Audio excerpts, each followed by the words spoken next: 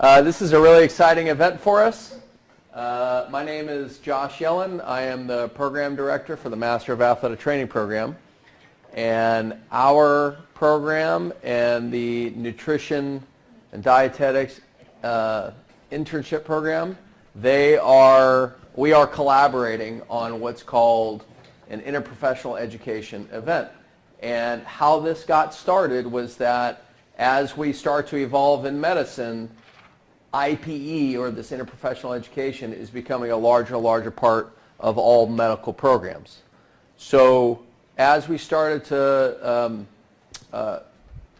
progress down this road, Dr. Harrison took charge, and she collaborated with Ms. Claudia Scott, and out came this idea of we're going to get our programs together and we're going to present, and our students are going to collaborate with one another on specific presentations that they were selected for. So with that, I'm happy to turn this over to Dr. Harrison.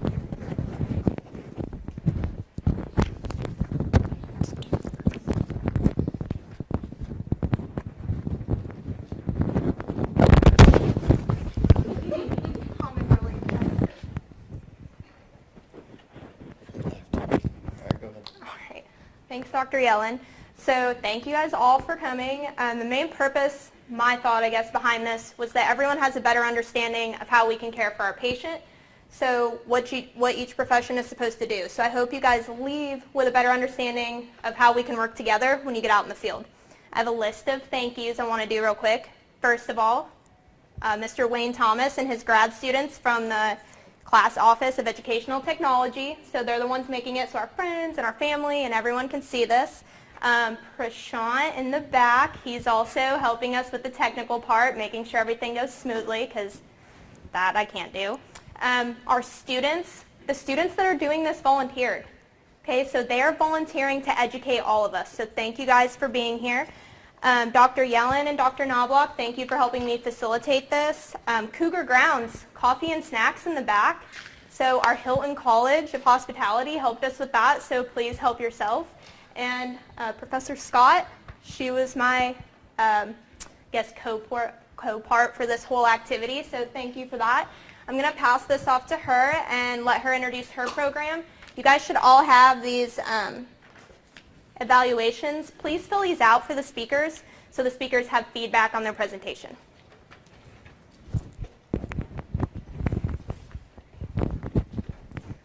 Thank you, Dr. Harrison.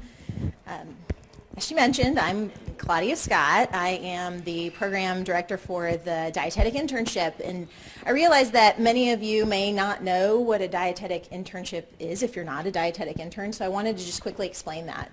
It's a postgraduate program that's a supervised practice program where the interns work with dietitians, nutrition professionals, folks in the field that really know what they're doing to gain 1,200 hours of supervised practice credit so that they can be eligible to sit for the national registration exam. Now, we have 2 tracks of the internship, and so you only see a small portion of our internship. We run 2 cohorts of each track, so there's a distance track and an on-site track. But every year we produce 50 interns that are eligible to sit for the registered dietitian exam and then obviously go on to be registered dietitians. So we're really excited about the program. The students are what make the program so successful, and we're nationally recognized. And it's an interesting feat to keep this program running so well for the years that we've done it. And so we're thankful for the amazing interns that we've had through the program, and just keep track of who these folks are, who these presenters are, because they're going to be a big deal later on in nutrition, I'm sure of it. Now let me pass it along to whoever's next. Okay.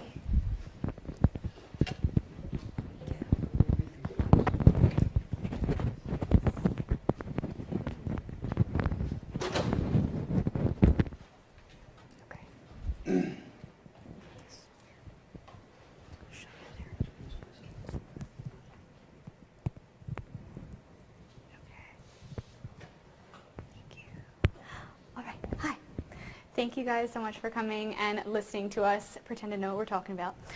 So my name is Carly Malley. I'm a first-year Master of Athletic Training student here at the University of Houston. Hello everyone, my name is Kylie McKenzie and I'm a dietetic intern at the University of Houston. And today we're just going to be going over some common topics in youth athletics. So injuries in the youth athletic population, we see them a lot every day. We see a variety of them. And for the purpose of this presentation, injury is just going to be defined by a visit to the emergency room or primary care provider. Injuries in organized sports do account for over 10 million visits annually to these PCPs. And they, and they're just something that we need to be on the lookout for. They may vary in terms of age, sex, type of sport, and together we just need to make sure that we are taking care of them in all aspects possible. So the first type of injury that we see a lot, ACL tears. ACL is one of the main stabilizers of the knee. Most of these injuries are non-contact, meaning you're not going to take a hit from anywhere on the body. You might plant and then go to turn your body a little bit, and that ACL just gets put on full stretch there. Females are unfortunately at a higher risk. They're about 1.6 times more likely than males per athletic exposure to these injuries. The reason for that is just their pelvis width, especially throughout the maturation process. That pelvis is changing sizes. That Q angle, which is just the angle of the pelvis to the patella, is constantly changing. So if you want to think about it, the knee getting kind of reacquainted with that pelvis constantly just kind of creates some problems in terms of injury risk. These are most likely going to be treated operatively. I don't see too many that are going to be treated non-operatively, but depending on the type of tear, they may choose to forego that operation. These things are going to be determined on skeletal age, degree of tear, and then a pivot shift exam, which is typically done by a physician. If they choose to go the non-operative route, it's just going to be weight-bearing limitations, bracing, a rehab protocol, and then a follow-up by a physician just to make sure there's no long-lasting knee instability issues. Shin splits. So did anyone run track in high school at all? Did you guys ever have issues with this? They're actually pretty painful. It's pretty much just trauma to the connective tissue surrounding the tibia. So that muscle is just pulling that connective tissue essentially off. They are somewhat treated as a benign issue from what I've seen. They're kind of like, their coaches might say, oh, you're fine, just go get some ice. But the biggest concern with this is just the potential for it to turn into a stress fracture if it's untreated. So if that pain goes from that, that diffuse achy pain down the shin and it moves towards that really localized sharp pain right on the shin bone, that's when you might want to refer them out and take a look at the potential of a stress fracture. Most of the time, the mechanism is just a too much too soon. These kids might come from middle school, they're into high school for the first time, and they go from running, let's say, 10 miles a week to 30. So their bodies just really need to get acquainted to that load that they're now going to be running. Fractures. So I chose to kind of focus just on the upper extremity just for the purpose of a picture, and the fact that the distal radius is the most fractured bone in children. Childhood bone is especially of concern just because of the pliability and the elasticity of it. So of course it's not fully rigid yet, it's not fully grown, and therefore when they do fall, so I'll just use the forearm as an example, that bone might deform a little bit and bend a little bit before it breaks. And that's when we see the characteristic green stick fracture right on the top there. Going off of that, there is a concern about injury to the growth plates as well. So long bones don't grow the same way the other bones do. They don't grow from the inside out. They'll lay bone on the ends there. So you typically have 2 growth plates on each end, or 1 on each end, 2 total. And when you do have a fracture, if it does cross that line of the growth plate, so the green right here is the growth plate, that red is the fracture line. There is still a potential for that growth plate to be affected and long-term function, health, length, shape of the bone to be affected as well. So what we do really want to look out for is just that premature closing of those plates. By the time they get to us, we might not be able to do anything about that, but it's just still something to be aware of. Most of the time, they will not have any issues with shape of the bone later in life, but just be aware it may be something you run into once in a while. And then concussions. So most of us do know the characteristic signs of a concussion. I don't really have to go over that. But just be aware that children may present atypically. So adults are more likely to present physically, so with the headache, the dizziness, the difficulty remembering, sensitivity to light, sound. Children may present behaviorally, so they may present signs of insomnia, depression, anxiety. They might have trouble in class all of a sudden that you're noticing. And their symptoms may also be more prolonged. So children are just going to take a longer time to recover. which means for us, we need to make sure that our return to play protocols are going to be a lot more gradual, we're a lot more patient with them, and just realize that their recovery process might be a little bit slower than an adult. And then they want to aim to be symptom-free for days returning to play, so that's really no different than an adult. And then the last thing I want to touch on with concussions is just to educate the coaches, athletes, parents, everyone around you, just on the general attitudes towards concussions. I think in general we're moving towards there's a more positive language around them, meaning that I think people are treating them as what they should be. They are a mild traumatic brain injury, they should be treated as such. But you just want to make sure that you're really educating them not on just the signs and symptoms, but just about their attitudes towards them, and just make sure that they are treating them as the urgent issue that they are. So these two little pictures are just an evaluation that you would go through if you would run into a concussion. This is kind of something that we use to grade the severity of it. And then some barriers to healthcare, so moving away from injuries. So what happens if a child does get injured? What's the next step? So often insurance is going to be a really big obstacle. I think right now our healthcare system is very much centered around the state of insurance. And depending on whether they have private insurance, secondary insurance, if they're on a government-funded program, that may affect the timing and potentially quality of their care. But one thing that I do want to talk about is just the low socioeconomic area and the impact that that has on their access to medical care.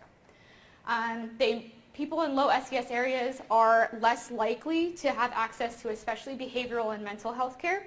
They have typically lower immunization rates, higher rates of absenteeism in class, which means lower graduation rates.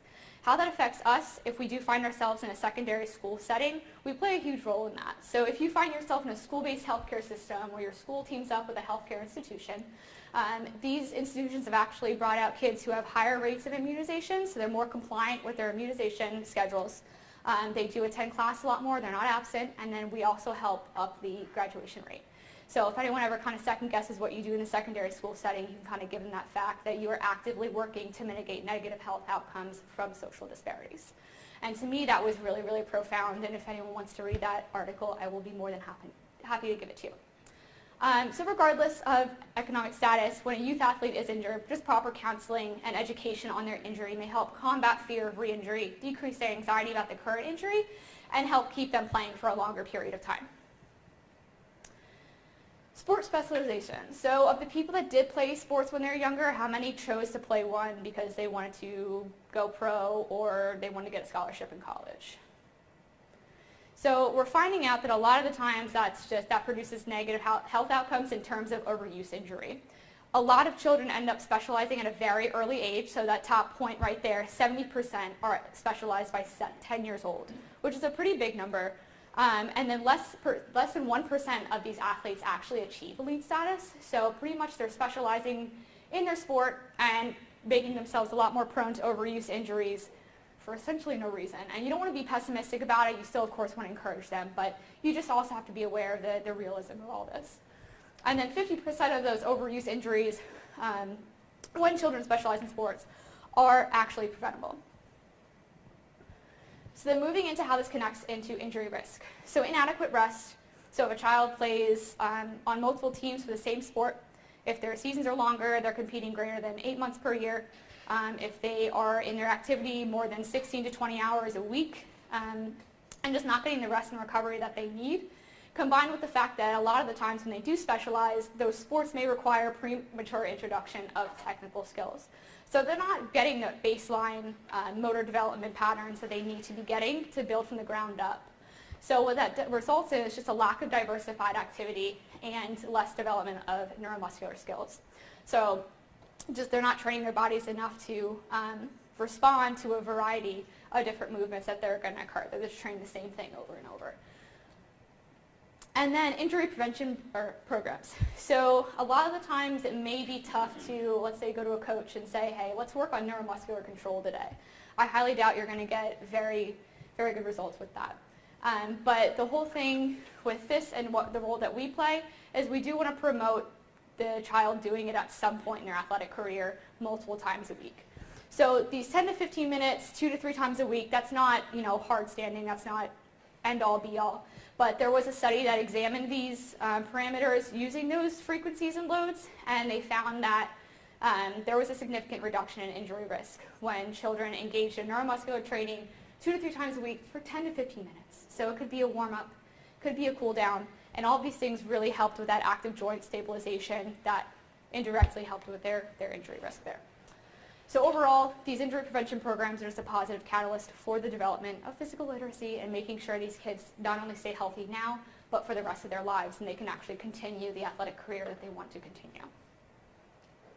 So in summary, before I pass off to Kylie, just make sure you're providing opportunities for kids that are free and structured play, that they can learn a variety of different motor patterns, that they're not just doing one thing over and over again.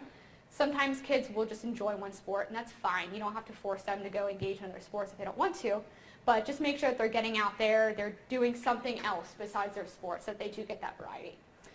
Educate them to self-regulate, so learn signs and symptoms of burnout, depression, exhaustion, all of that. And teach them to communicate with you on those symptoms and how they feel. It might be hard, but just definitely teach them to communicate with you. And then promotion of those injury prevention programs. And finally, that therapeutic alliance, which is kind of what we're doing right now, is just making sure that we're really surrounding the child with this multifaceted health and wellness model. So.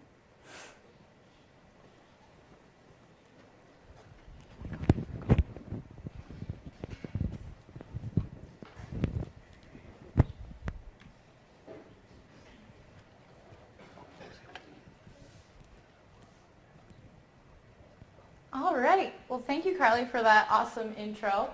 I'm shifting gears a little bit, going to tie it back in at the end, but thinking about nutrition in the context of youth athletes. So we know that children and adolescents need a lot of energy to support not only growth, development, and maturation, but also their increased needs as athletes, okay? So a couple different things to think about. We know that this period of growth has a lot of differences in comparison to adults, okay? So we know that children are less metabolically efficient, so they actually have higher energy expenditure per kilogram of mass in comparison to adults. So a lot of the estimations for energy expenditure that we use with adult data are not relevant in child population, okay?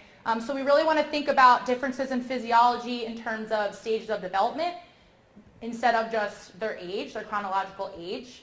We want to think about their activity level, their training goals. Are they in season, out of season? Is their primary goal at that point in the season recovery? Is it performance, or is it aerobic capacity? And we also want to consider what type of sport and what that looks like from a training requirement standpoint in terms of intensity, hours, you name it. So I'm going to run through 5 basic components of youth nutrition that I like to enroll my athletes in. Number 1 being we want to eat consistently, okay? What does that look like? 3 meals a day with snacks in between, okay? So I like to say 4 to 6 meals and snacks in order to support that growth, to support the development, and to support activity. Number 2, we want to make sure that we're including carbohydrates with each meal and snack. Why? Going back to that optimal macronutrient distribution of 45 to 65% of our intake coming from carbohydrates.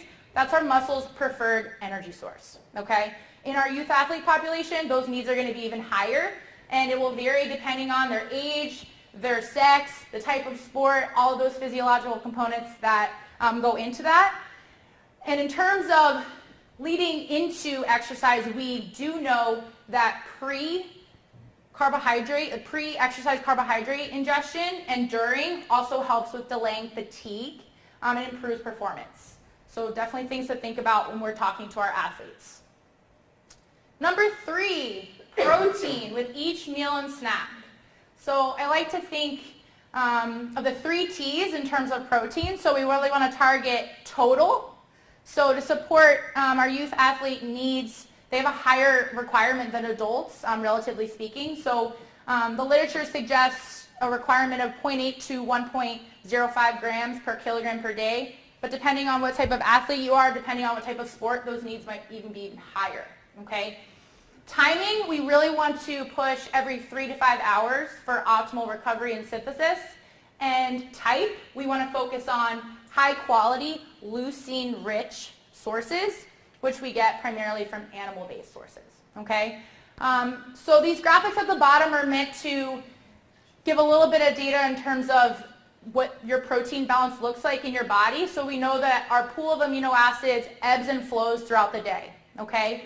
So when you think about muscle protein synthesis, that is initiated by eating protein, ingesting protein, right? Muscle protein breakdown, that is what happens throughout the day at a consistent rate, and also it's increased when we work out, right? So simply put, if we are breaking down more than we're consuming, we're going to lose protein, right? We're going to lose muscle in the form of protein, okay? So we really want to focus on a consistent intake because it's dose dependent. So we cannot store extra protein. There's a finite amount, finite capacity to hold that. So we want to make sure that we're consistently intaking it throughout the day in order to keep our net protein balance in the positive, okay?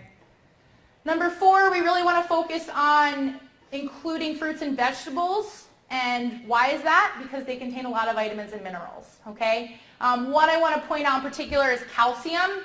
The average intake is about 1/3 to 1/2 of the dietary reference intake. And what does that do in the context of our youth athlete population? It puts them at a greater risk for cramps, greater risk of injury, and it also creates fatigue. So, in this period of growth where they're building their bone mineral density and it's peak growth for them, teens, they double their weight and their height increases anywhere from 15 to 20%. We really want to make sure that we're incorporating variety in their diets and supplementing with multivitamins where appropriate. Number 5, hydrate throughout the day. What are some strategies for that? I like to tell my athletes, bring your water bottle. They come to practice without one. Where is it? Sip throughout the day. Focus on including high water content foods such as fruits and vegetables, and encourage them to monitor their urine color. Okay, so as dietitians, we know all the lingo in terms of recommendations for grams per day, grams per mass, but what does that mean in terms of actual amounts, right? How many kids will be able to tell you what 20 grams of protein looks like? They'll probably say, oh, I take a protein scoop out of whatever supplement they're trying to use, but translating that into something that is relevant for them is often challenging. So I like to promote the use of visual cues to aid in creating really well-balanced meals and snacks. So the USOC came out with the athlete's plate. This plate in particular reflects a moderate intake, so they actually have an easier training day and they have hard training day as well. But this is just a great strategy for trying to visually cue our athletes to taking ownership of what they're putting in their bodies. Supplements. Young athletes often perceive a need for supplements, yet seldom seek advice for what is appropriate usage. So I just want to make a plug here for making sure, 1, are we optimizing our diet first with whole foods before pushing supplements? 2, is a supplement even beneficial? And 3, is it certified? So making sure that it's either NSF certified for sport or Informed Sport, because they actually verify what is in the product is accurate. Okay. A lot of different factors go into assessing nutritional history. I'm not going to go into all of these, but definitely something to think about. Are we asking the right questions in training sessions? Are we asking the right questions as parents, educators, teachers, coaches? A lot of things go into this. I will make a plug for sleep health here, because there's a lot of research that shows poor sleep health suppresses energy expenditure. It causes an increase in appetite and snacking, and also increases the incidence of injuries. So all relevant for our population here. Perhaps one of the greatest risks for our youth athlete population is inappropriate weight control. So, we know that prolonged inadequate energy intake leads to a gamut of health concerns, including short stature, delayed puberty, menstrual irregularities in our ladies, eating disorders, and as well as increased risk for injury. So we just want to make sure that we know what the warning signs are and we have systems in place to support that. Okay, so injury nutrition. The reality of being an athlete is that you're probably going to get injured at some point. So how can we utilize nutrition to support that recovery process? So For injuries that are a little bit more serious, we can divide the nutrition tactics into 2 different phases, stage 1, immobilization, stage 2, rehabilitation and growth, which often coincides with the treatment and the therapy that they're undergoing. So for stage 1, which is the immobilization phase, our energy needs are generally going to decrease because we decrease our activity and we decrease our appetite. But it is important to note that depending on the injury, resting energy expenditure may actually increase temporarily, upwards of 15 to 50%. So it's important to know that. We don't want to reduce our caloric intake too much. So what is the strategy here? We want to reduce our carbohydrate and fat intake, and we want to maintain our protein intake. Okay, so for protein, we really want to focus on minimizing that protein loss, that muscle loss. Focus on the 3 T's, coming back to total, timing, and type. I encourage my athletes to consume their protein first when they're eating.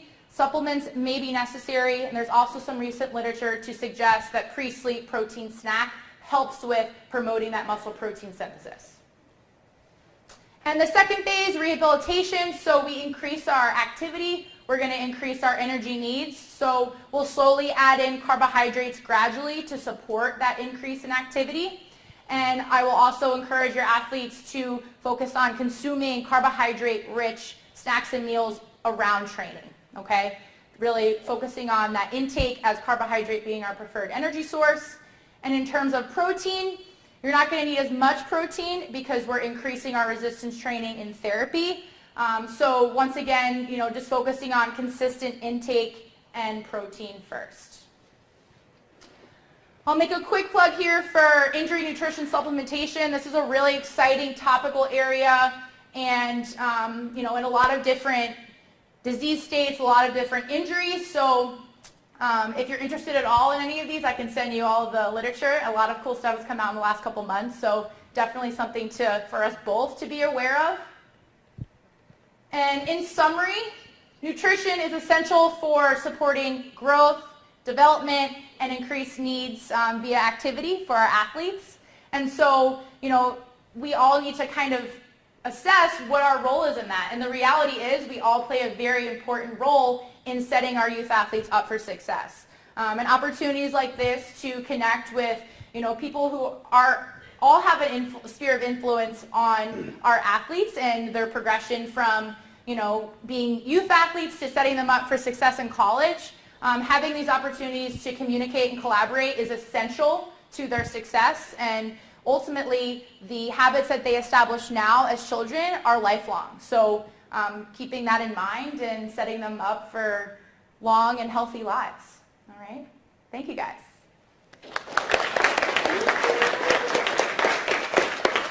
Any questions? Just write them down, and we're going to move on to the next presentation. We'll do questions.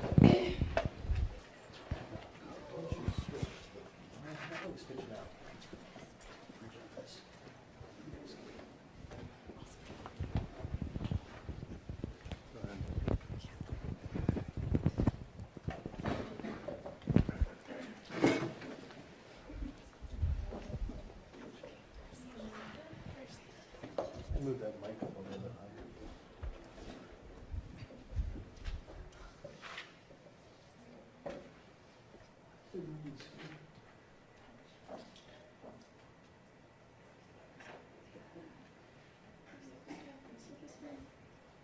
I don't know what happened. Full screen on here and not full screen on here. Oh, you're asking me with that? Oh, I don't. This is full screen. Huh? Jimmy? Or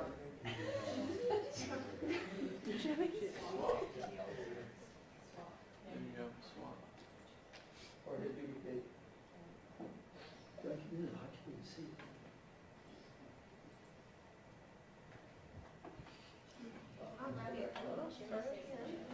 Again.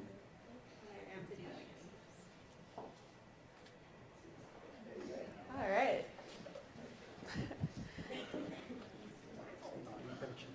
All right, guys. So my name is Kristen Shives. I'm the dietetic intern. And I am Sean Palola, and I'm a second-year Master's of Athletic Training student. And we're really excited to talk to you today about what we learned about rhabdomyolysis. I don't know about you guys, but I had very little familiarity going in, and it was really fascinating to research.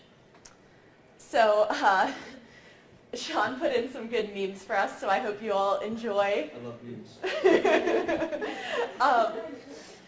So today we're going to kind of try to first start out with giving you a background of what rhabdomyolysis even is.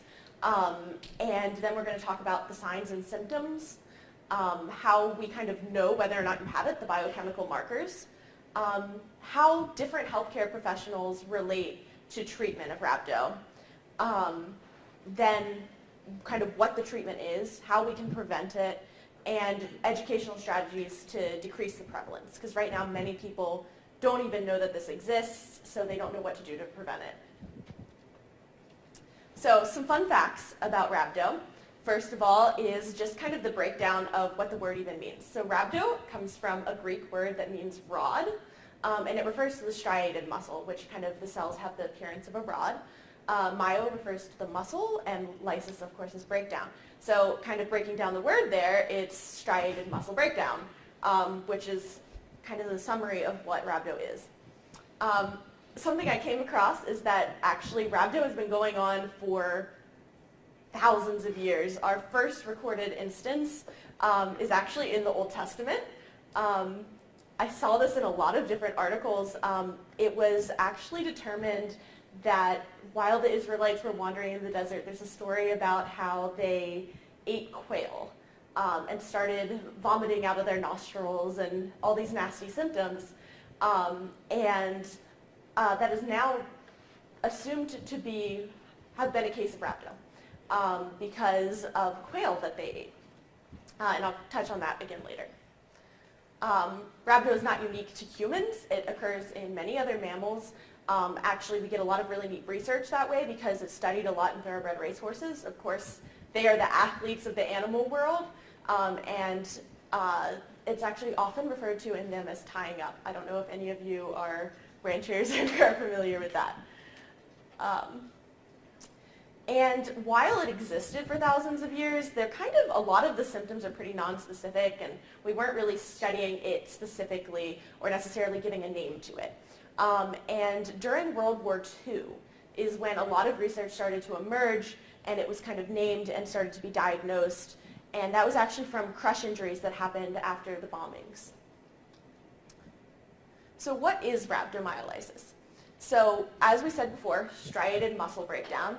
But basically when striated muscle breaks down, it starts releasing a lot of things into the circulation of the blood that shouldn't really be there. So it releases myoglobin, creatine kinase, lactate dehydrogenase, and electrolytes. So these are some things that Sean will tell you later about how we measure and determine whether or not someone has rhabdo.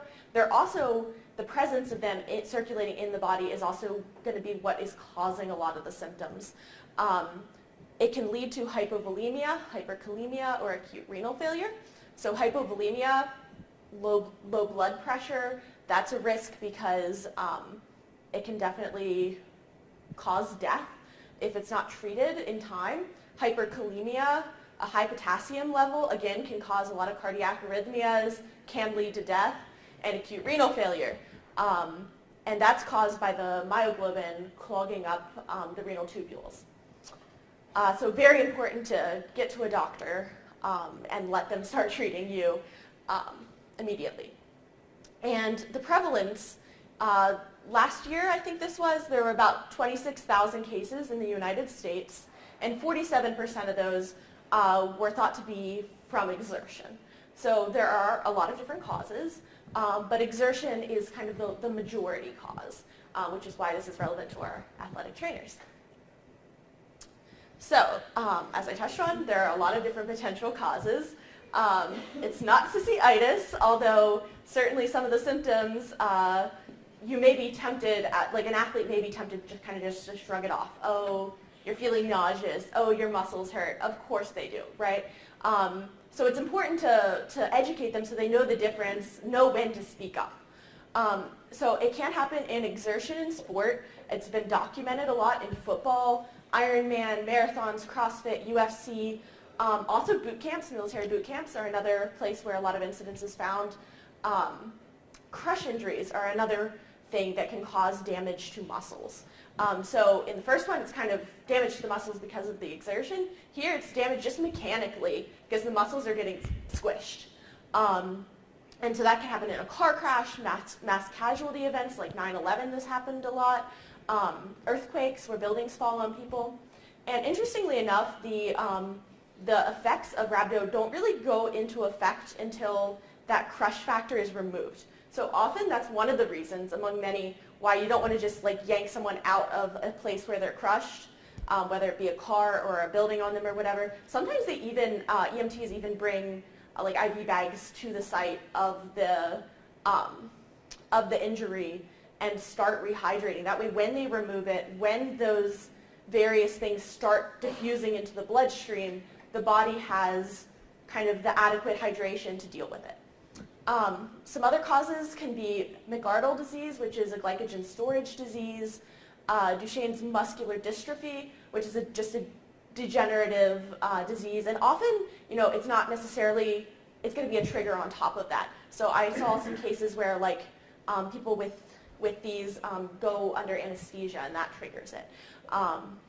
Sickle cell trait, this can cause ischemia where there's not enough blood flow to the muscles, they begin to break down, necrosis.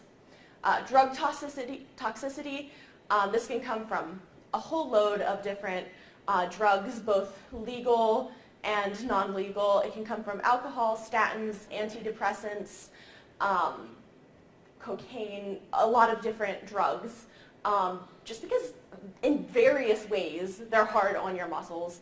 And when combined, especially with other triggers, often with multiple drugs in your system, again, legal or non-legal, they can initiate this. About 30% of people with a lightning strike or third-degree burn develop rhabdo soon after. Again, just because that can cause muscle breakdown. Immobilization, so we touched on that with the crush injuries, but this is going to also happen during my time in my clinical rotation. We had a couple of cases, unfortunately I wasn't consulted to see them, but where elderly people had fallen on the floor, not been able to get up for a few days. People hadn't found them, they were immobilized there, and that also causes muscle breakdown. So in our athletes, or on the other hand, maybe in someone who fell down or someone who's bedbound, something like that, something to watch for. And toxin-containing foods. This is where I come back to, I told you about the quail earlier. To this day, Mediterranean quail often initiate causes of rhabdo. And there's no real conclusion as to which people it affects, because sometimes two people eat the same dish and one of them develops rhabdo and one doesn't, which may kind of hint at a genetic component to this. They have documented a genetic component in thoroughbred racehorses, which I mentioned earlier. We haven't found that yet in humans, but that is actually called coturnism, when a quail causes rhabdo. Also, certain fish can cause rhabdo. They're normally a little bit more exotic. They're not going to, don't worry about salmon and tuna and stuff, but, and that's called Hoff disease. Well, there we go. Okay, so how do you know if you have rhabdo? What does that look like? So there are both local features and systemic features. So locally, there's gonna, and it may be a few of these, it may be all of these. So it doesn't mean you don't have it if you're like, oh, but I don't have muscle pain. In fact, a lot of people can actually present without muscle pain. So, but typically, you're gonna see muscle pain, tenderness, swelling. We have a few pictures later that are pretty dramatic, bruising, and weakness. Then systemically, throughout the body, we see a very distinctly Coke, or I saw port wine colored urine. So that's something that we need to be teaching our athletes about so that they know what that means. It's not actually blood in the urine, it's actually the myoglobin in the urine. Develop a fever, malaise, nausea, vomiting, confusion, agitation, all of these can be signs. So it's certainly possible that someone might not have, say, they may have heard, maybe they even heard of rhabdo, but they heard about muscle pain and swelling. They don't have that, but they're agitated, they've been running a fever, and they threw up. Well, they might not know it's rhabdo, right? So that's why it's important to have both healthcare professionals who know what rhabdo is and can help them, and also educate them. So what does nutrition have to do with all of this? Hydration is not a joke. That's honestly the biggest thing that you can do to prevent rhabdo, and if you do get it, to mitigate the effects. So there is no specific quantity of water that I can tell you, make sure your athletes drink this. Overall, our recommendation is just to drink to thirst, and make sure that you're kind of making time for that in your athletic athlete's schedule, because sometimes they can get too busy, and even if they're thirsty, aren't drinking. Also electrolyte balance, so you could drink a lot and just end up flushing all the electrolytes out of your system, and that also is not going to be helpful. In terms of once you have rhabdo, what a dietitian's role is, sometimes they're consulted, sometimes they aren't. As dietitians, we only go in the room if we're consulted. So like I said, when I was in my clinical rotation, we weren't actually consulted for those cases. But if they need something like enteral nutrition because the nausea and the vomiting have been going on too long or something like that, we can be consulted. It is important to eat well. Of course, that has systemic effects as well. Yeah. And then we have some definite don'ts in terms of nutrition.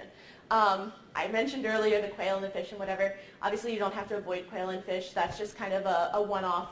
But there are some things that we know are very directly linked. A lot of dietary supplements, actually. And we mentioned that in our other presentation. Be careful with those. Make sure you know what's in them. Make sure it's been approved by an agency. And creatine is actually one of the things in these supplements that has directly been linked, as that was the component that caused it. So that may be a risk factor to let your athletes know about. Energy drinks, caffeine is something that can, in conjunction with these other components, definitely kind of raise the likelihood of developing rhabdo. So also some dietary supplements have caffeine in them. Also ephedra diet pills, many of those have caffeine in them as well, so that's kind of a double hit. And ephedra diet pills have been very directly linked to that. And that's the nutrition component. I'm going to give it over to Sean.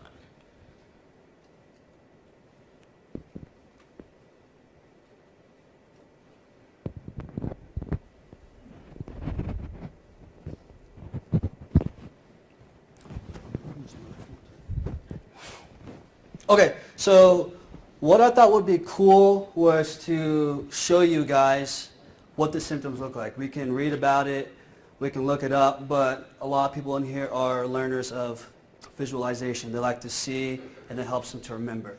So what I did was I found urine samples of different types of athletes that were diagnosed with rhabdo. So this top left-hand corner picture is a urine sample from a CrossFitter who obtained rhabdo. This one on the far right is a urine sample of a UFC fighter who obtained rhabdo. And one of the coolest ones that I found was this bottom left one. This is actually 4 different urine samples of 4 different ultra-endurance athletes who gave their samples after their race. As you can see, they are from lightest to darkest, so there is a different amount of myoglobin in each of these samples. So, and then I wanted to show you guys kind of the swelling symptoms here. So as you can see in this top left-hand corner, this is this person worked out, and this is day 7.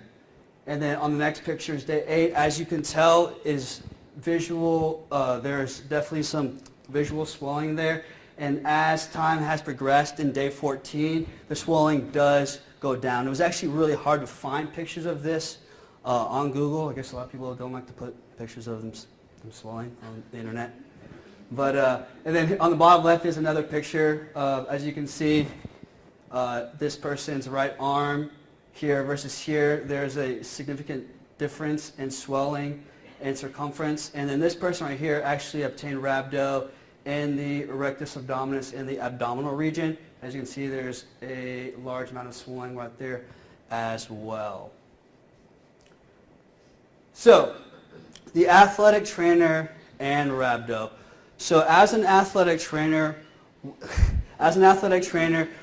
we may come across this, whether you're in the high school setting, the collegiate setting, if you're working in a PD clinic, a doctor's office. One of the most important things as an athletic trainer is to know your signs and symptoms, know how to identify it, which is what we talked about earlier. Another one is knowledge of medical history. If you are at a high school or a collegiate setting, it's very important to know whether or not your athlete has sickle cell trait, because the two health conditions have been known to be correlated. And then immediate medical attention. If you know your athlete has rhabdo or they are showing signs of rhabdo, it is important that we get them to a medical facility as fast as possible. And as mentioned earlier, continuous monitoring. The signs and symptoms of rhabdo sometimes may not show up immediately, but may happen over a period of time. Like in the pictures before, the person didn't obtain swelling until day 7 or 8. And then of course, if you have no idea what you're doing and you're an athletic trainer, refer. So I thought it was important to kind of talk about the biochemical markers that are correlated with rhabdo. And the reason that I want to do this is because not all of us are going to work in a high school or collegiate setting. And so both professions, you may work in a hospital, you may work with the elderly, all different types of factors and places. Everyone is susceptible to getting rhabdo. So I thought it was important to talk about the biochemical markers and to know the levels and what they do in the case of rhabdo. So without further ado, the two biochemical markers that are tested are creatine kinase and myoglobin. Both are biochemical markers that are elevated and tested in rhabdomyolysis cases. They are done via blood work or urinalysis. Both are intracellular proteins, and they transport oxygen, and we use this as a source of energy just to function throughout our everyday lives. And I said before, the tested urinalysis or blood work, and what's cool about it is we can get same-day results.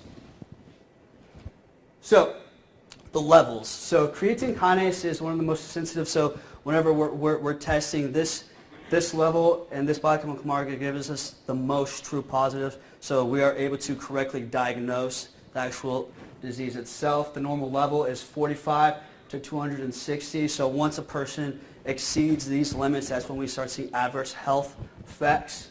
So in cases of rhabdomyolysis, some have been seen from 1,000 to 200,000, and then I read in one of the researches, one person actually had in the millions after a lightning strike.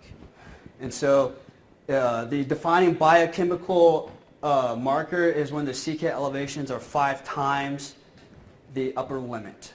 And then as I said before, the serum CK levels can peak at 3 to 5 days. So the creatine kinase may not elevate immediately. It may happen 3 to 5 days after the fact. And then myoglobin. This is what kind of gives our urine that Coke-colored look to it.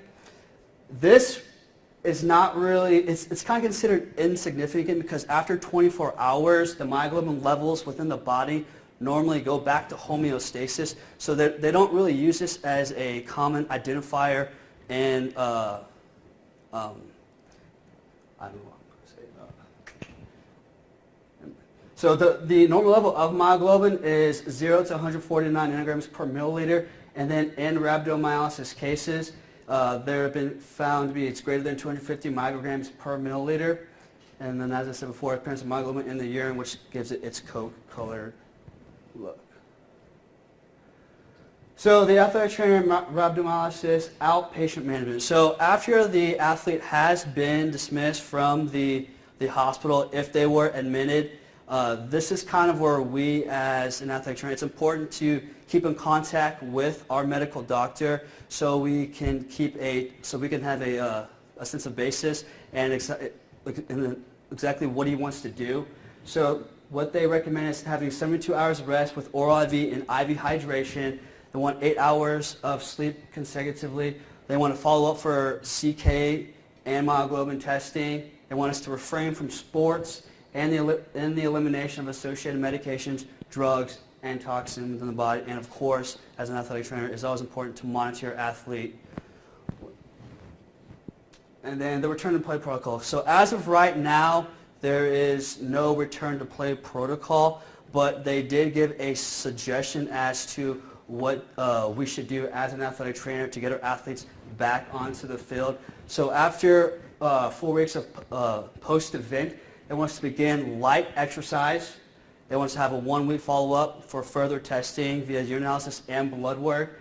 And then if they show signs of reoccurrence, they want us to actually return to week 1 protocol. And then only if no clinical symptoms return gradually, they can increase and go back to exercise, starting very low intensity, building up each week, of course, if there's no symptoms. And then we want to avoid unaccustomed exercise, especially eccentric training. So for those who don't know what eccentric training is, if we do a pull-up, slowly going down, we want to try and avoid that as well, okay? And then muscle soreness versus rhabdomyolysis, and then follow-up as needed. So we want to go ahead and pull up the video. We actually have a video.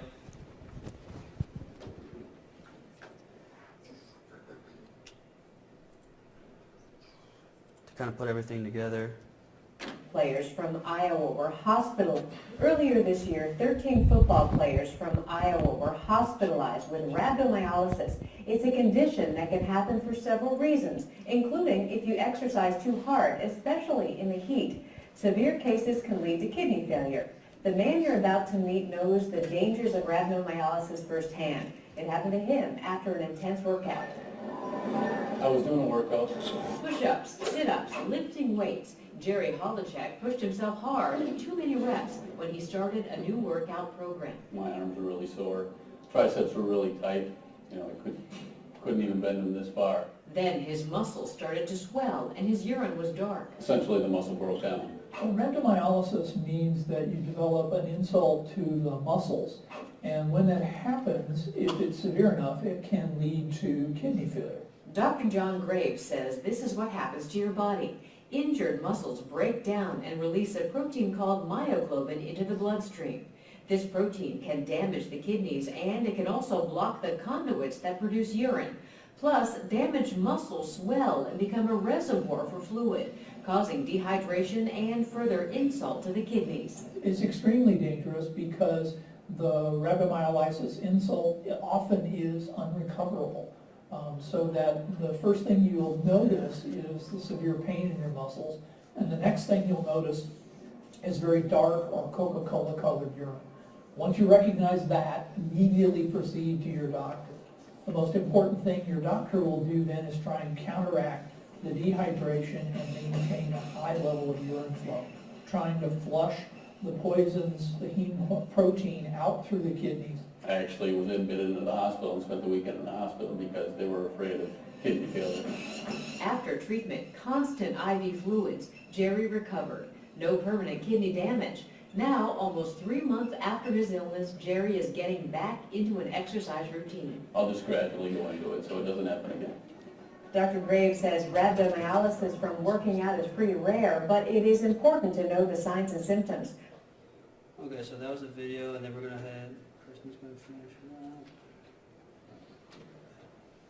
Yeah, so that was a video from the Mayo Clinic, and we thought that that was helpful because you got to see someone who actually had rhabdo, and also just kind of see that like the recommendations are different. It can be different for everybody, both kind of how much fluid is recommended, how quickly they're allowed to return to play, etc.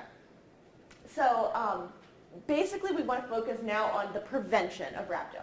So again, hydration, electrolyte balance, which I both touched on earlier. Also avoiding hot, humid conditions when it's possible. I know you can't always tell an athlete not to play in the heat, but that definitely is a risk factor. So watch for it in those conditions. Also build up to strenuous exercise cautiously, listen to your body, and just finally know about it. That's the biggest way we can prevent it, or at least prevent serious complications or death. So we want to raise awareness about what rhabdo is. As athletic trainers, you can do that. As dietitians, we can do that. And we can just kind of spread and suggest that it be incorporated into educational programs for athletes and make it a part of preseason training. We would really like to see this brought up to everyone before their season. Also, I would say in boot camps, that would be a great thing to add to their, I don't know what their training looks like, but Joy will tell you about that when she comes up next. So that's it.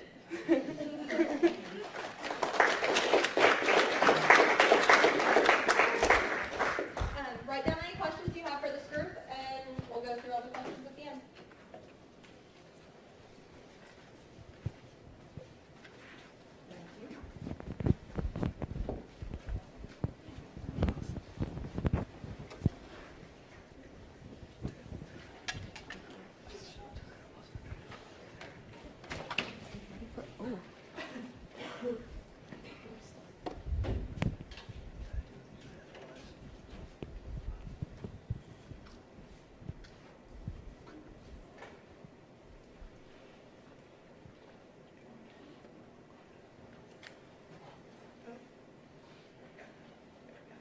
All right, good afternoon. I'm Joy Lewis. I'm a dietetic intern here at the University of Houston and a graduate student. I'm Lauren Whiteman. I'm a second-year master's student of athletic training. All right, and today we're going to talk about tactical occupations. So first, we need to define it. So a tactical occupation is a job that requires a person to be physically and mentally tough. So when you think about that, think about people that are firefighters, law enforcement, military members. So these are people that, let's say, a military member breaks their foot. Can they really do their job at peak performance if their foot is broken? Probably not. But someone that's a secretary, if they break their foot, they can still go to work, they can still sit at their desk and perform their duties. So when you think of a tactical occupation, it's something that requires your whole entire body to complete the job. So you can think about, like, someone says tactical athletes or occupational athletes. An athlete, they need their whole body, so does a tactical occupation. So tactical occupations are all around us, 365 days a year, 24/7. There are people serving our country, serving us, so we can be safe and have our freedoms. And if you notice, there's a beautiful person that looks just like me in the middle. So I'll start with the nutrition in the armed forces. So for this point on, we're kind of really focused on military. One, because I know a lot of random facts, and I can enlighten you about that. And two, they have a lot of research information about military members. So to begin, within the military, the Department of the Army sets the standards. So if you think about it, the Department of the Army is the big guys that say, this is how nutrition will be done across the military. Then the U.S. Navy, the Air Force, they say, okay, well, this is how we'll adapt it to how we can use it within our branch. So AR 4-TAC-25 is the regulation. But if you think about military people, they're recruited from our own population. It's not like these people are flown in from a different country and then we're using them to protect our country.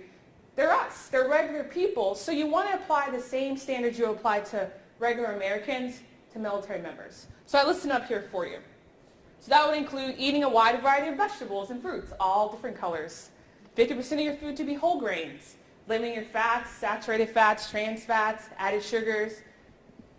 Even limiting your alcohol. So those things that you think about military members, you want to think about how can I talk to them and help them with nutrition. It's pretty much the same that I would recommend to all you all. So these are barriers to food and nutrition. There's just a few. There's lots more, but these are a few that I came up with. So one is food availability. So if you think about if you're deployed, if you're on a ship, even if you're on a base, food that's fresh fruits and vegetables might not always be there. Or maybe they have food options, but it's not really appetizing. Like I remember when I was deployed in Afghanistan, I like to call it like a tent galley. So imagine in your mind, you went like the TV show MASH, and you see those tents, you're like, would you want to eat food in there? Okay, I did. And, you know, it wasn't the best tasting food, but I remember a day particularly that there was a sandstorm, and tents can't really keep out sand.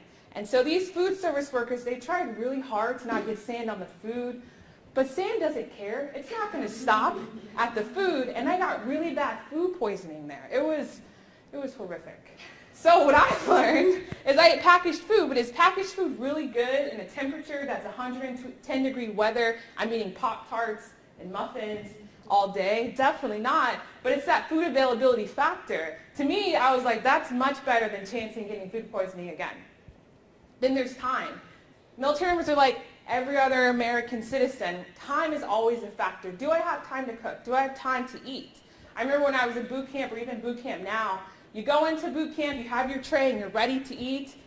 They give you all the food. Sometimes you would literally stand at the table to wait for everyone to come and sit down. You all sit down together. You take that first bite. If you're like, all right, everyone get up. You're like, what? I haven't eaten in 12 hours. What do you mean I can't finish my meal? But sometimes time is a factor. Training is important. Your job is important. Your role in the military is very important. And sometimes that will take precedence over your nutrition. And then lastly, knowledge deficit. So think about people in the United States, how much knowledge they know. Usually get it from the internet, they get it from their peers, or they might ask a provider. But that's it. People in the military are from that same background. They come from different socioeconomic status, they come from different education backgrounds, and they're converging into this one big conglomerate and expect to perform and know how to eat properly. That's not always the case. When I previously worked and I was an instructor, I had a sailor. He joined the Navy, and within, from the time he joined to the time we saw him at graduation, that was a 5-month time, he had gained 30 pounds. That's a lot of weight. Mind you, we work out.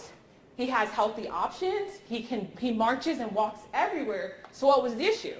Well, prior to the military, he was obese. He was morbidly obese. He had struggled with his weight. He lost all that weight to come into the military, but where is his nutrition? Did someone teach him how to make a plate that would benefit him? Did someone talk to him about fruits and vegetables and how to balance your diet?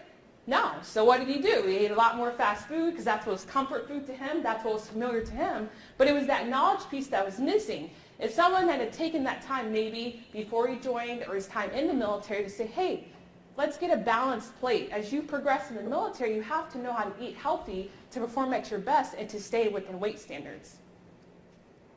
So then health issues. So as you see on this graph, it was posted in 2015. There's a rise in obesity and overweight in the military. Now we have to know that obesity and that number that we come with is called a BMI, body mass index. It's not an indicator of health. It's not saying that if anyone has a high BMI that they might be unhealthy, but in the military it can be a factor that can impede on performance. I went to a Surgeon General's call for the Army, so it was Major General West, and she talked about that. She said, to our fit fighting force in the Army, a challenge that we had is keeping people in shape, keeping people not being overweight and obese, because we're recruiting from a United States that is 1/3 overweight. So how do you take from that and you bring them to the military and still teach them? It goes back to that knowledge piece. Do they know? And then combined with that, you have hypertension, hyperlipidemia, so high blood pressure, high cholesterol. Those are challenges that the military has to absorb when you recruit people from the United States that just are normal people, expect to perform at high standards. And then poor performance. So as we know, if you don't eat, if you miss several meals, or if you eat really unhealthy foods, whatever you consider that to be, or eat a lot of high-fat foods, it can be very challenging to perform for your job. So in the military, not only your physical state affects everything. It affects your work performance, your physical performance. You have to take your PT test. You have to be focused on your own job. And if you're not properly fueling your body, that ultimately affects every aspect of your career. But don't lose heart. There are a lot of resources for military members that they're not really aware of. So I'll start with one, increase access to registered dietitians. So right now there's a really big push for registered dietitians to be in the military. At first they're recruiting more in, so if you're interested, I heard it's pretty good. On top of that, if you're already in, they're putting them at the lower levels. So if we're in the Army, they're putting registered dietitians at the battalion level. So that means every soldier gets to talk to a nutrition expert every single day if they wanted to. And in the Navy, they found that the problem they were having is on ships. So ships, the dietitian doesn't regulate how the food is served and what's in the food. It's decided by the food service manager. So they're finding that nutrition is a big deal. So they're allowing registered dietitians to deploy to ships anywhere in the world. They'll show up, they'll do nutrition counselings, they'll do classes, just to allow that nutrition conversation to always be in the air. Let's talk about nutrition. How can we eat healthier? What is some produce that you can eat? Then we have the Nutrition Guide program. So imagine you're at HEB or Kroger, you're walking around, you see all these little green thumbs. So those green thumbs mean registered dietitian approved. In the military, if you go onto a military base, you'll see these green thumbs everywhere. And what it's saying is that you have access to maybe an organic meal, or maybe it has whole grains, it's fresh produce. So it's saying these are good to go and they're registered dietitian approved. Then we have the Go for Green program. So in our dining facilities, it's the same concept. There's these little stickers that say, pick this because it's healthier, it's a lean meat, it's a low-fat dairy. It's something that will fuel your body to give you peak performance. And then they have red ones that say, this might not be the best choice, and usually they hide that to the back. So maybe you're walking around, you see water, and then the Coca-Cola products are there, but they're farther away to encourage you to drink some more water instead of choosing the Coke products. Then we have the Military Nutrition Environment Assessment Tool. It's called the INNI. What that is that the command uses that to assess their own nutrition environment. So let's say we're all a command, University of Houston is. We have this survey that will go through the campus. They'll say, okay, let's look at vending machines. Do we have the healthiest things? Do we have access to maybe some dried fruits? Do we have access to things other than Snickers or Coca-Colas? Do we have water? Maybe we'll look at the fitness center. Does it have healthier options for people to eat? Or the dining facility? So it tries to get a bigger picture of what we can provide to military service members every single day. And then last but not least, military websites and resources. It's endless the amount of things that the military offers to military service members to be successful. I'm not sure if it disseminates down all the time, but it's there. They have lots of research they've done. Every branch of service has their own nutrition website. And then on top of that, when I was in San Antonio, they had this thing called the Army Wellness Center. And basically what it is, you go in there, it's like a one-stop shop to help you fix your life. So you'll have a resilience counselor. They might have someone talk to you about your sleep. You'll do a bod pod. You can talk about if you want to lose weight, if you want to gain weight, all in one place, and it's completely free. You just have to show up. So things like that, the military is always trying to improve nutrition. It's something that I think will hopefully get bigger and bigger. But as registered dietitians, as athletic trainers, that's what we want to support. Is if you have a military member in your life, tell them there's resources out there for them to be successful, and it's completely free. You just have to use it. So next, we'll go to Lauren.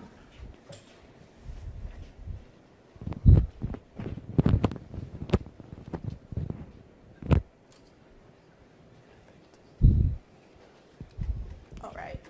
So as Joy had tied in nutrition, injuries in the armed forces, the most represented ones are musculoskeletal injuries, which can be caused because of poor nutrition, and we will get to that. But first we're going to start out with what the basic fitness looks like for our armed forces. Every branch has a physical fitness test or a PFT. There's design differences between the demands of the branch. You know, the armed forces, the Army is not going to have the same as the Navy, land versus water. They're going to be a little bit different, as well as there's differences amongst the eliteness of the group. So your Army Basic isn't going to have the same tests as your Army Rangers. The more demanding, physically demanding your job description is in the armed forces, the more physically demanding your PFT is going to be. So here's what it looks like broken down by branch. Your Army's got a 2-mile run with push-ups and sit-ups for a time period.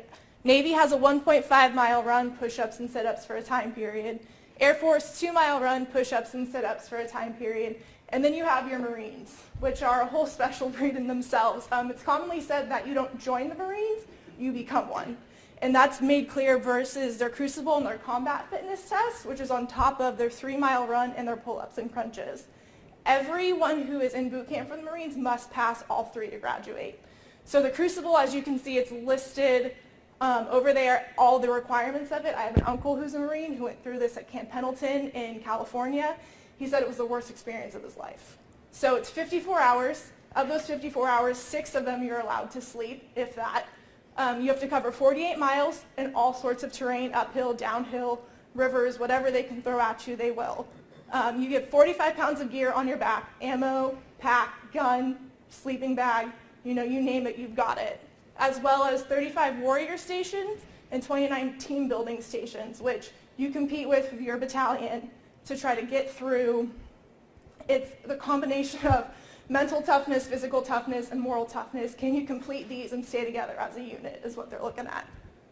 And then the combat fitness test, which is the Marine Corps is the only branch that has a CFT, but other branches are looking to add it because it puts in this war-like situation before you get deployed, so that way you can see, can you react, can you carry ammo, can you perform your job under high-stress situations. So fitness while on active duty, it's similar for the Army and the Navy, or the Army and the Marine Corps because they're similar branches. Army's kind of the grunts on the ground, they're the biggest group that they have. Accessible amenities on base, you have to test annually for your APFT as well as body composition. You're going to see body composition in every category. It's extremely important, and nutrition ties into that pretty well. Your Marines always have accessible amenities on base, as well as they're tested biannually, and they have to pass that CFT and PFT biannually. Navy, they have accessible amenities on base. But once you graduate from boot camp, you can substitute out your run for a swim or a bike to make it less impact on your body. And the Air Force, as well, they're kind of like the lower end. They have the least demanding job. So they're going to score 90 plus as a 1-year test, and then 70 to 89 is tested biannually. All right, so fitness during deployment is really hard to do because you're overseas, you're not in your home country, you're not on a base that has accessible amenities all the time. You're gonna have, maybe you can go for a run, maybe there's an outdoor basketball court, maybe there's a couple stationary bikes. It just really depends on where you get deployed. The branches that are gonna have the most accessibility are your Marines and the Army. So injury occurrences. This is where we're gonna get into how these fitness testing are preparing them for deployment and preparing them for, what their bodies are gonna handle on a daily basis. So boot camp, musculoskeletal injuries are what we see the most commonly. These are ankle sprains, these are muscle strains, these are things that are overuse injuries. We see this most commonly because of the transition from civilian life to boot camp. It's, carrying a pack, going on marches. You're physically active for much more of the day than you used to be, just as a civilian. So in 2012, there was 1,000 soldiers. They took a poll. Out of 1,000 soldiers, there was 2.5 injuries per soldier that were musculoskeletally related that were reported. So this prevents them from participation in their requirements for boot camp, which then further pushes back their graduation date, and the government pays $25 million in injury pay per year due to musculoskeletal injuries, which imagine how much money we could save if we didn't have them.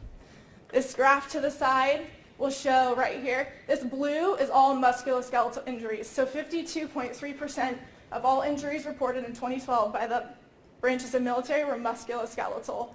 Next coming in close is unspecified. Acute trauma and concussions were also reported. So during active duty, road marches, physical training. For the males, it's most likely recreational sports they're playing, basketball. You'll see anything from Achilles tendonitis to iliotibial band syndrome, patellofemoral syndrome, and shin splints are most commonly reported. 60% of soldiers who have these types of musculoskeletal injuries can't participate in tasks that they need to do.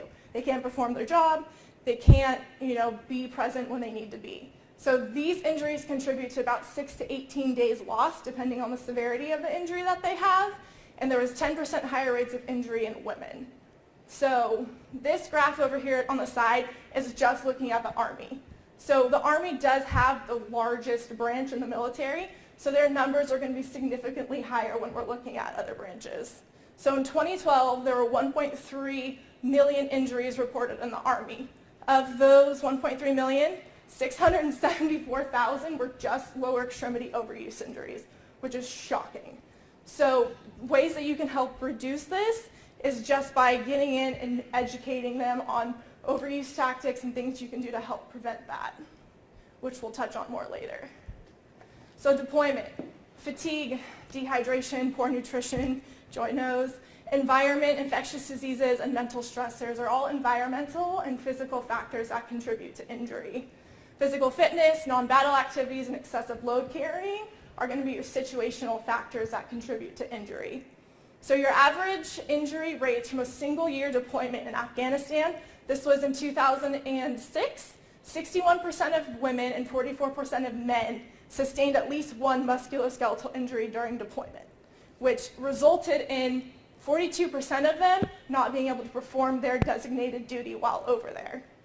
So that in turn caused us to send 15% of our force over in Afghanistan home for further treatment, which is, when you look at it, it doesn't seem like a very big number, but when it comes down to it, that's a significant amount of soldiers who had to go home for little injuries. And the injury rate comparison. So we're going to break it down branch by branch.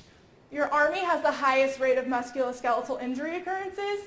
They are the grunts on the ground. They are the ground pounders. They're the ones who are going to sustain a little bit more injuries than the other branches just because of their job description. So you can see there that dark purple line on the top, right up here, with coming in at 1.2 million musculoskeletal injuries.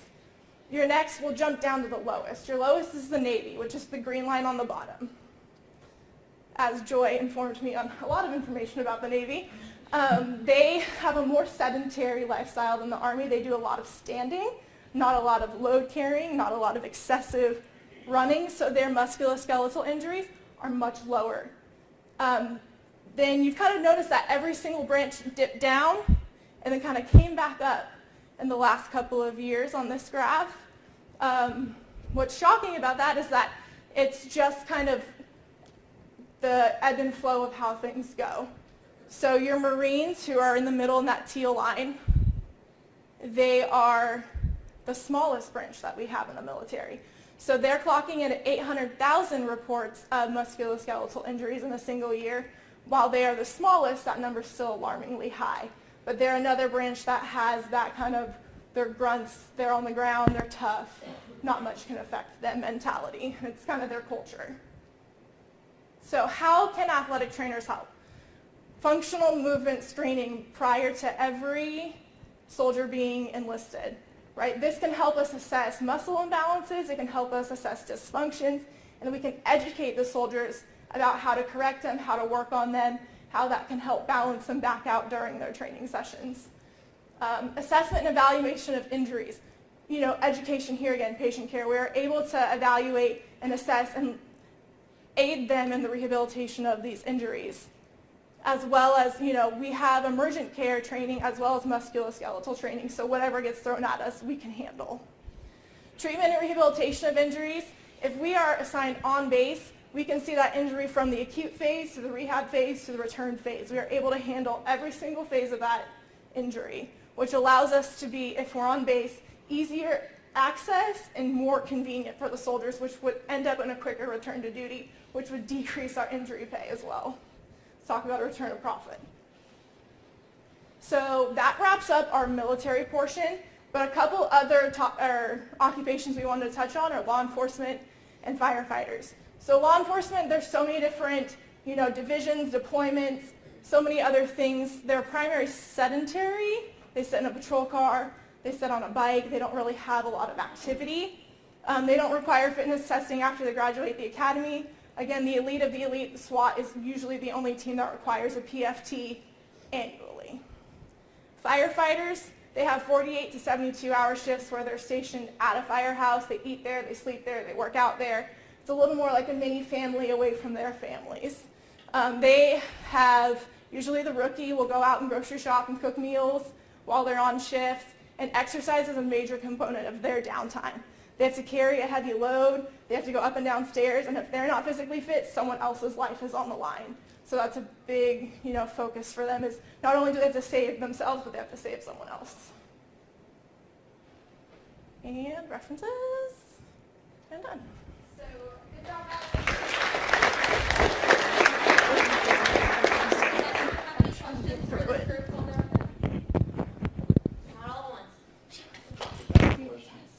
So you said that they use BMI typically to track the obesity and overweight in the Army. Is it, now, do they use any other components to track that? Because I know like in an athletic population, BMI can be a little bit misconstrued because the way it's calculated. Do they take that into effect? From the research, the Army uses BMI, Air Force uses waist to hip ratio, and then you guys use body fat percentages. So every branch kind of uses its own method. I think because of the sheer amount of people in the Army, that BMI is kind of like an easier target to just get everyone through. I wish it was something different because it'd be a little more accurate probably. Did you have a question? Yeah, kind of, I think for you, Dwight, you talked about obesity rates going up. Do we know what happens when they leave the military? Do the obesity rates continue to, just, when you take away that structured engagement and activity, do you see obesity rates go up, or do you allow them access to healthier foods that they can choose on their own, and then they get it more under control. Do we know what happens when they leave the military? I mean, concretely, no, no one's surveying them. I can just talk about my own peers and people I know. It can go two ways. It can go where they just kind of abandon anything they've ever learned and just live their best life and eat all the food. And usually they gain a lot of weight. Or conversely, they can keep that and keep working out and keep living. But it just depends on the person. How what they experience in the military will ultimately dictate what happens outside the military. We can take one more question for this group. Does anyone have another question? Does anyone have any questions for the rhabdo group? Vanessa? So for the group, like when you were saying like one of the potential causes like a lightning strike or like a third-degree burn, like what I want to know is kind of like how, I guess, but the way that I can kind of like try to make sense of it is like say like the increase in heat in the body increases enzyme, like will increase enzyme activity. Like the creatine kinases and enzymes, and we're like, does that increase in possible like increase in enzyme activity like cause it like to release it to the blood vessels? If that makes sense, because of like that acute trauma. Yeah, that's a great question. I think it for every single one of these potential causes, it really boils down to muscle trauma of some kind. So the muscle cells, when the lightning strikes them, are injured. It's an insult, as the Mayo Clinic guy said, to the muscle cells. And basically they begin to break down and, as you said, release those things. Does that answer? I mean, kind of. Somewhat. Like, I think maybe it's kind of just hard to like at least like go like step by step from that perspective. Yeah, so for every single one of these different causes, it is slightly different in terms of what it looks like on the cellular level. Yeah. Often it has to do with ATP, where the ion channels don't open correctly, and extra fluid gets drawn into the cell, or the ATP isn't available to construct enough. I don't know if that helps. Do you have any other questions for that group? I have a question. Yes. This is strictly from my own personal study purposes. So we all know that rhabdo can be fatal, but you might not present symptoms until maybe up to like a week later. So what is the timeline? Like, at what point are you like, okay, you need to get to the hospital immediately because it's been too long and now your system is starting? That's really kind of dependent on like the physical signs and symptoms of the body. Kind of like we had mentioned during the presentation, malaise. The swelling is a big one, and the telltale sign, the one that everyone always hears about, is your coat-colored urine. So you really want to be aware of the symptoms, which is kind of why we said it's very important, because a lot of people don't know what rhabdo is. So being able to detect the signs and symptoms and being able to get them to a medical facility as fast as possible can really help to help decrease the amount of cases of rhabdo. So is the urine symptom that's omnipresent in everything else? So I read a couple of researches. It's kind of different. So there were some cases in adult where it was present and some not, and then there was cases in pediatrics where it was actually shown that kids who obtained rhabdo didn't have coat-colored urine whatsoever. They presented signs of the other symptoms, the swelling, the pain, nausea, and stuff like that. I saw less than 30%. I don't know. Yeah. So it's not less, about 30%, yeah. Slightly less, like 29 something. Do we have any other questions for that group? Do we have any questions for the youth athletics group? Vanessa? So like when you were talking about sleep health, and mentioned like when they have poor sleep health, it can like increase snacking and stuff like that, especially like with unhealthy foods. Is that more so due to like if you're getting too much sleep or getting less sleep, or like both, or which one more than the other? Primarily less sleep. Okay. Yeah. I can give you specific articles to show you either way, but really the primary pathophysiology is just alterations in hormone levels, and downstream that can manifest in many different things. So increased risk for weight gain due to increased appetite, increased likelihood of smacking. Overall, we see it decreases your overall health. So. Any other questions for youth athletics? Okay, I'm going to have the speakers hang out for a little bit, so if you guys have any other questions, you can touch base with the speakers. I want to thank all of you for being here. We have faculty members from other colleges and other programs here, and we have a lot of people that are watching online, so I hope you all learned a lot. I think the faculty members, I did. It was nice to hear from both of you. So again, if I can get all the speakers to hang out up front for a little bit, make sure you're filling out your evaluations for the speakers. If you could just place them on the stand up here before you leave, get some coffee and snacks if there's any left. And I hope to see you all at our next event.